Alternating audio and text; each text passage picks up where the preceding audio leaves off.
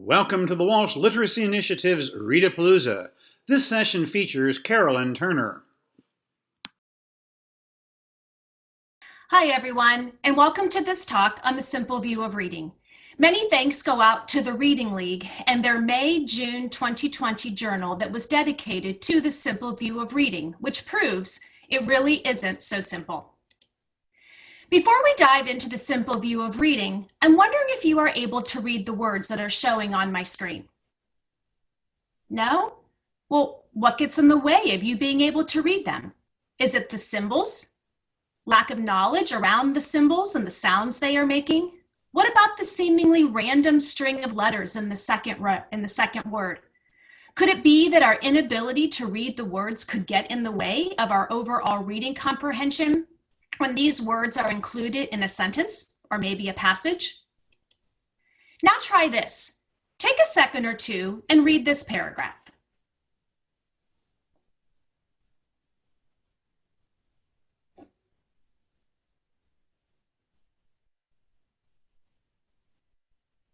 Were you able to read the words? My guess is probably.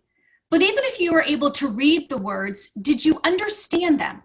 There were likely areas where you struggled, like lack of background knowledge in the subject, difficult vocabulary, complex sentence structures. In this case, it wasn't enough to read the words. There were other layers to peel through to get to the meaning of the passage. So, what does this mean? Well, it means that we have to be able to read the words on the page and understand them. For a teacher, it means we must connect the two factors and make sure our Tier 1 core instruction addresses both in a systematic, explicit, and sequential nature. It means we have to have the understanding that reading is a very complex process in which students must integrate several cognitive and linguistic skills simultaneously. It also means that we have to understand that we learn to read from speech to print. In their 1986 article, Decoding Reading and Reading Disability, Philip Goff and William Tumner proposed the simple view of reading.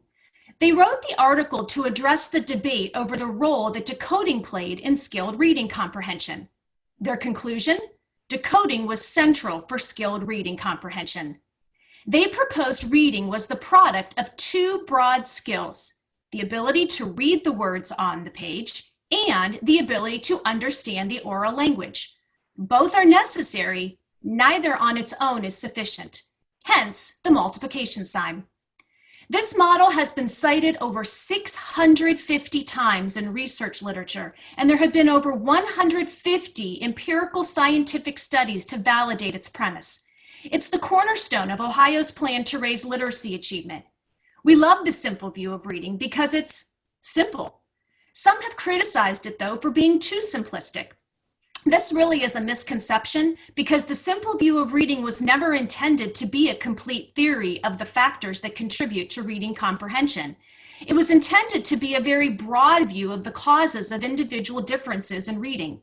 Simplicity is its strength, and paired with Hollis Scarborough's rope analogy, we illustrate the complexity of the reading process. So skilled reading really involves two major ideas, both needing to be explicitly taught. Word recognition. Once words are processed frequently through a phonological and decoding system, they become words that are as read by sight. Our brains learn to map words by their letters and sounds, all their letters and sounds. The brain doesn't guess at words. It's actively seeking the sound-symbol correspondences. In language comprehension, these areas are outlined more specifically in the top portion of the rope diagram, making the important distinction that context and comprehension are more complex than many people appreciate. A student's knowledge of the topic, vocabulary, text structures, and the ability to be metacognitive and consciously reflect when he or she is confused about what is being read are crucial components of reading comprehension. As such, they also need to be directly taught. So here's the honest truth about reading. Teaching reading is essential and urgent. Teaching all children to read proficiently by third grade should be the #1 priority for schools. You heard Matt speak about the importance of early intervention, and Michelle Alaya is going to talk soon about the importance of strong core instruction. These are both essential components to get children reading proficiently by 3rd grade. Teaching reading is complex. Dr. Motes has added information to her 1999 article, Teaching Reading is Rocket Science. You can find the updated version in this month's AFT magazine. In this updated version of the piece, she wanted to highlight the necessity to have teachers prepared to teach reading using scientifically backed reading research. Teaching reading needs to be guided by science. Teachers must have an in-depth understanding of reading instruction and assessment. Evidence for scientific methods is stronger than ever, and teacher preparation and professional development must be better aligned with the decades of reading science.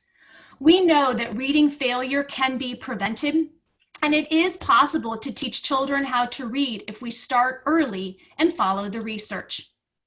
In conclusion, the simple view of reading shows that reading comprehension is dependent on decoding skills and language comprehension. Likewise, decoding and language comprehension can and should be taught and assessed. The purpose of reading is to comprehend text. However, we need to teach all the components with an emphasis on some according to the phase of development. You can't understand what you can't decode, but if you decode and can't understand, what's the point?